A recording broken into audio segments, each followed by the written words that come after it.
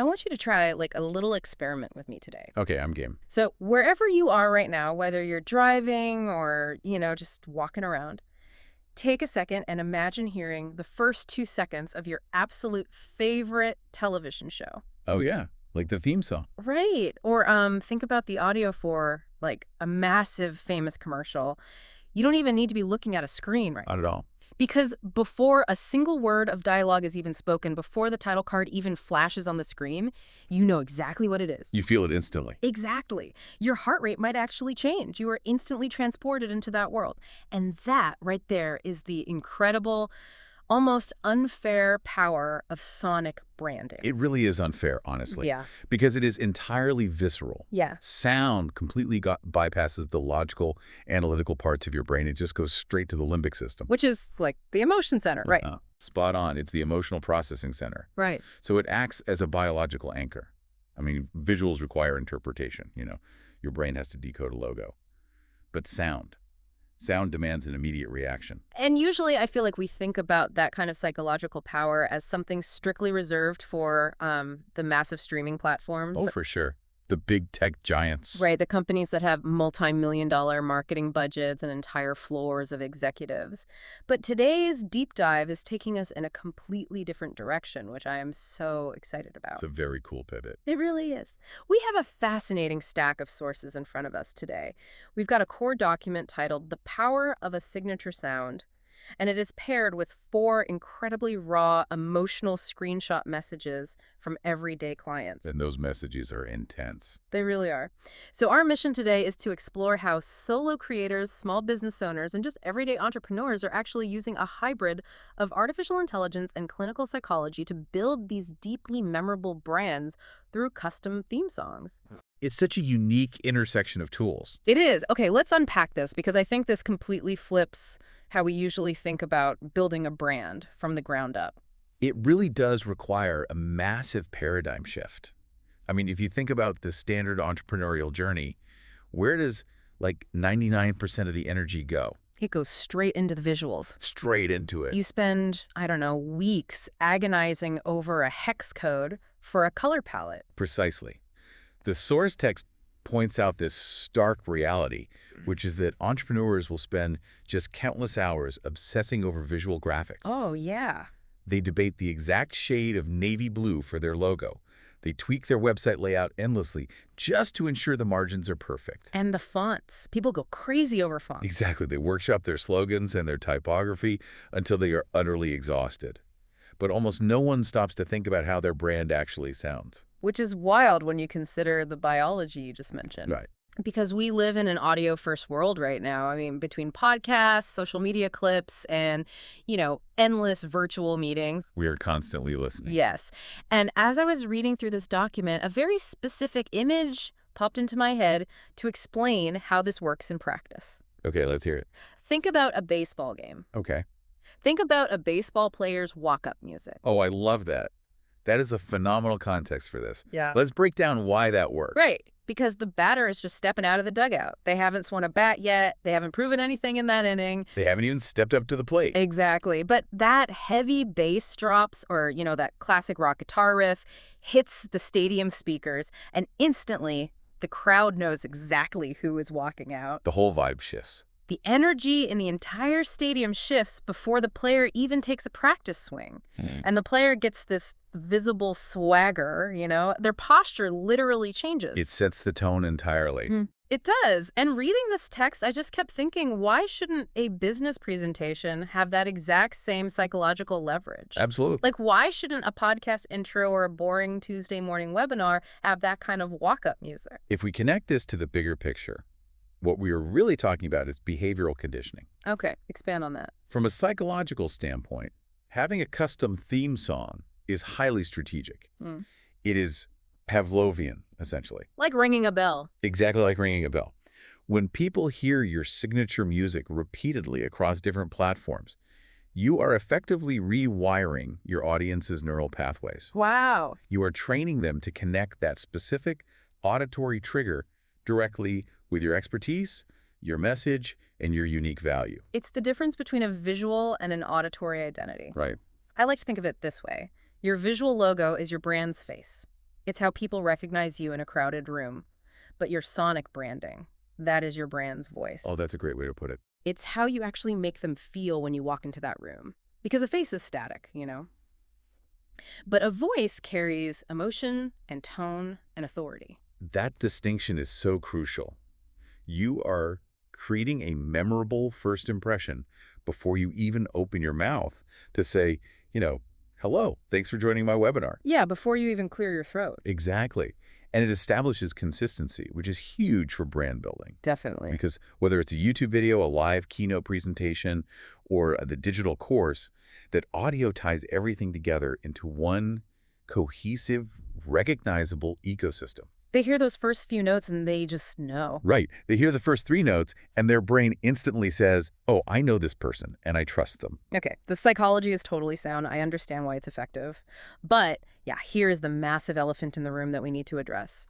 Sonic branding, historically, is notoriously expensive. Very true. I mean, hiring a composer, getting studio musicians, booking the studio time, mixing, mastering that is a massive barrier to entry. It really shuts out the little guy. It does. So who is actually bringing this to the small business owner? Well, that brings us to the architect behind this entire concept. Yeah. And her background is what makes this so uniquely powerful. Okay. Her name is Dr. Rosalind Aker-Black, or Dr. Roz, as she's known to her clients. Dr. Ross. Right. And her credentials are not exactly what you might expect for someone producing branding music. Why? What's her background? She is a doctoral trained professional in clinical psychology. Wait, really? A clinical psychologist? That is not exactly the typical resume for a music producer. Not at all. She is an AI psychology strategist, an educator, a consultant, a speaker, and an entrepreneur herself. She wears a lot of hats. She does. And throughout her career, she's been focused on helping people and organizations communicate more effectively and, build confidence. Sure. But her personal story, which is detailed in the text, is really the engine behind this entire initiative. Yes, the text outlines a pretty profound origin story. This isn't just someone who decided to jump on the artificial intelligence bandwagon because it was trending on social media. No, not at all. Dr. Roz had to overcome major health setbacks. She faced disability. Wow. Yeah, and she found herself in a vulnerable position where she had to completely rebuild her business from the ground up. That's incredibly daunting. And it was that intense adversity that pushed her to embrace artificial intelligence. She needed a way to work smarter, to save time and to rebuild efficiently. Right.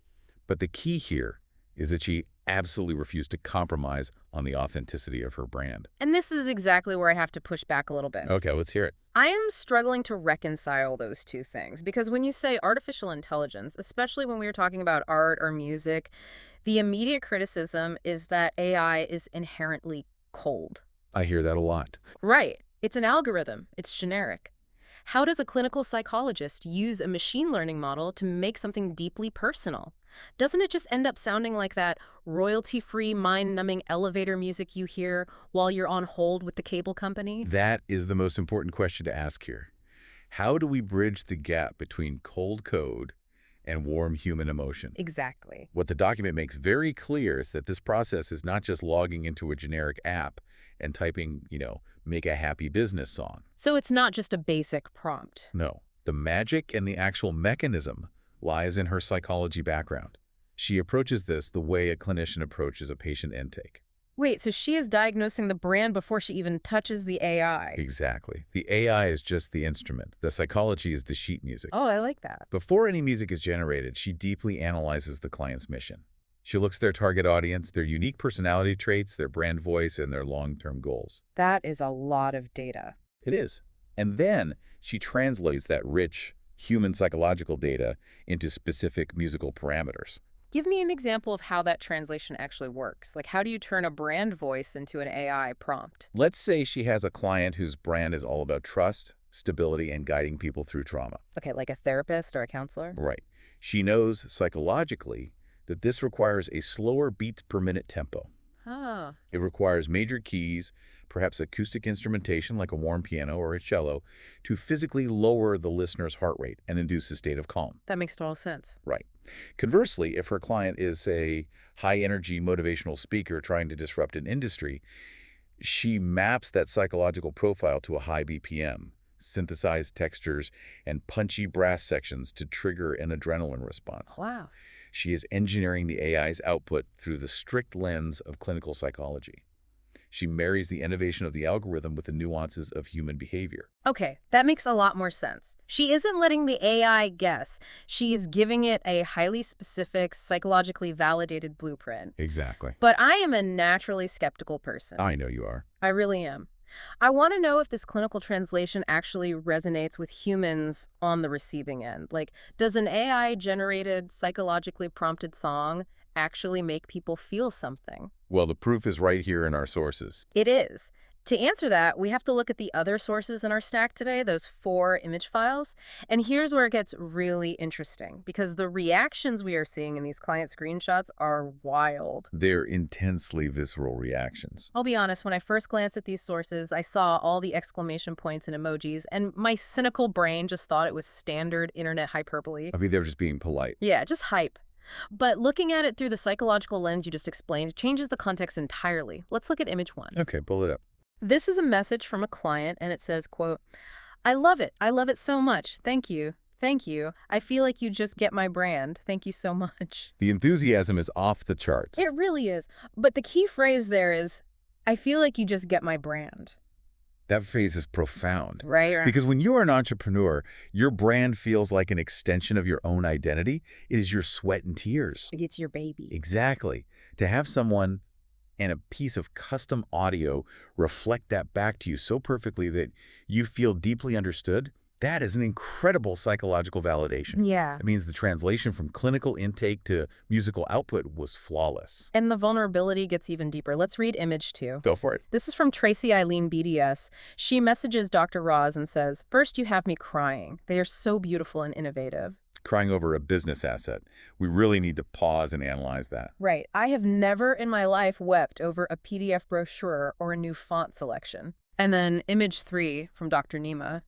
The message literally starts with a barrage of 10 crying emojis.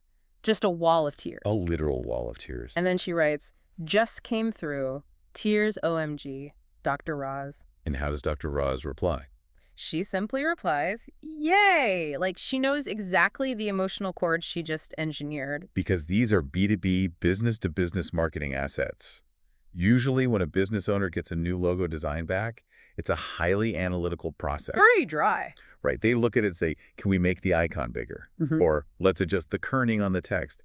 It is a rational cognitive evaluation. But with this, the rational brain is completely bypassed. Totally bypassed. We see that in the final source, image 4. This is an email from someone named Kay. They write, "Hi, this song is amazing. It encapsulates my journey perfectly. It brought tears to my eyes as well as my family members. Can't wait to share it." It is just incredible. They gathered their family around to listen to a branding asset.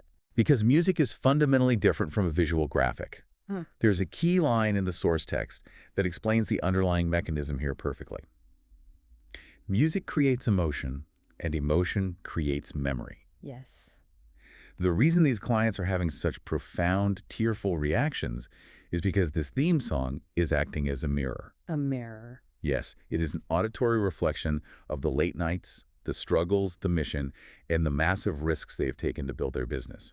When Kay says, "It encapsulates my journey perfectly," they're saying the music sounds the way their struggle felt. Oh, that gives me chills. And practically speaking, the text notes that clients are using these theme songs as a massive confidence booster. It's functional art. Yes. Before they step onto a physical stage or, before they hit record on a terrifying live broadcast, they listen to their own custom theme song. It validates their professional identity. It's that walk-up music effect we talked about earlier. Exactly. It physically alters their posture and confidence because it reminds them of who they are and what they stand for. Precisely. It arms them psychologically before they have to perform. So we have clearly established that the emotional impact is huge, and the underlying neuropsychology is fascinating. Beyond fascinating. But I want to pivot to the practical logistics of this, because if you are listening to this deep dive right now, you might be thinking, okay, this sounds incredible, but does my specific business actually need a theme song? It's a fair question. Right. How does an entrepreneur actually deploy this day to day? Well, the document is very clear on who benefits from this, and it is a remarkably wide spectrum. It isn't just for people hosting massive stadium events. Not at all. The source lists a huge variety of use cases. It says speakers, coaches, authors, consultants, therapists, educators, content creators, churches, nonprofits, conferences, podcasts,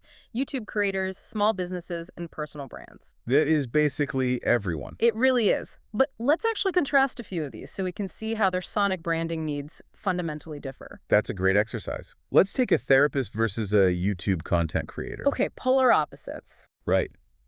A therapist might use their custom audio signature as the background music in their telehealth waiting room. Oh, interesting. The psychological goal there is de-escalation, comfort, and safety. The music needs to signal you are in a safe space. Makes sense. On the flip side, a YouTube creator needs a high-energy, custom 5-second intro. Their psychological goal is pattern interruption and attention retention. They need a hook. Yes, they need an audio cue that instantly signals to the viewer's brain, a high-quality, entertaining video has just started. Do not scroll away. It takes whatever you are doing, no matter the medium, and instantly elevates the perceived production value. 100%. It provides a level of polish that makes you sound incredibly established. So how does someone actually acquire one of these bespoke tracks?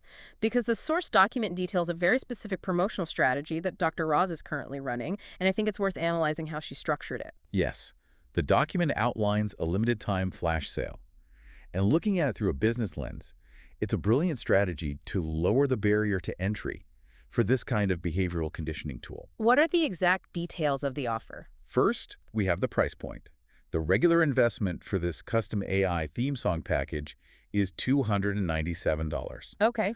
But during this flash sale, she has dropped it down to $97. Wow. Okay, so she is significantly lowering the financial risk for small creators who might be intimidated by traditional studio costs. Exactly. But there is a catch mentioned in the text. There is a strict scarcity element. Tell me about that. The text specifies that this flash sale pricing is exclusively available to the first 12 customers only. Just 12. Just 12. Once those 12 spots have been claimed, the investment immediately returns to the regular price. It's a classic psychological scarcity trigger designed to force action and overcome decision paralysis. Which makes perfect sense coming from a clinical psychologist designing a marketing campaign. Right. She knows how the brain works. But let's look at what is actually included in that package, because the deliverables explain a lot about the why behind her process. For that $97, you aren't just getting like a random MP3 file dumped into your inbox. Not at all. The package is deeply comprehensive.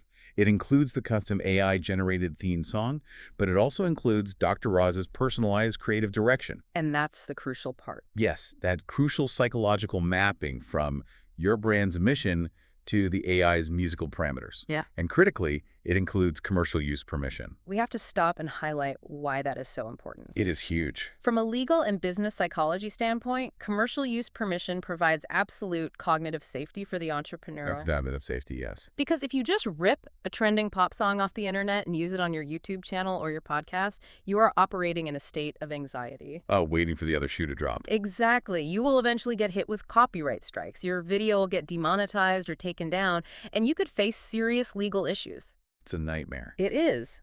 Having explicit commercial use permission means you own the right to use this asset to generate revenue. You are protected. It transforms the music from a simple creative project into a protected, monetizable business asset. Right. What else is in the package? The package also includes 2 revisions to ensure that emotional resonance is perfectly tuned. And it includes a bonus 30-second intro version. And why is a 30-second bumper specifically valuable? Because 30 seconds is the optimal length for cognitive anchoring on social media platforms like TikTok or Instagram Reels. Yeah. It is just long enough to establish the melody and mood, but short enough to keep the viewer engaged before the core content begins. That is so smart. It is. And finally, the package comes with a quick start guide on how to actually deploy the theme song across different platforms. She's not just handing you a piece of art and wishing you luck. Right, she's giving you the manual. She is providing the strategic playbook on how to utilize that sound to actually grow your brand's footprint. So what does this all mean? We've covered the deep neuroscience of sound, the very real, tearful, emotional impact this has on founders, the intricate translation of clinical psychology into AI prompt engineering, and the strategic logistics of deploying these assets. We've covered a lot of ground. We really have. When we synthesize all of these source materials together, what is the ultimate takeaway for the person listening right now? The core takeaway synthesized directly from these texts is this: your brand deserves significantly more than just a logo.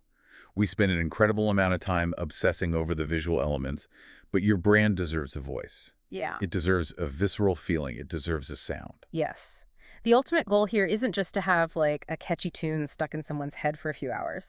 The goal is to create a permanent psychological anchor. Exactly. Because as the source material so beautifully states, when people remember your sound, they remember your message. And when they remember your message, they remember you. In an incredibly crowded, noisy marketplace, sonic branding isn't a luxury, it is a shortcut to trust. And that leads to a really vital final thought for you to consider as we wrap up today's deep dive. Let's hear it. In our current digital landscape, absolutely everyone is shouting visually. We are constantly, endlessly bombarded with bright graphics, block text, and flashing videos. It's exhausting. It is. Your visual cortex is overwhelmed. So what is the silent impression your brand is currently leaving? If you were to walk onto the stage of your own life tomorrow, what genre of music is currently playing to announce your arrival? And more importantly, who is actually writing it?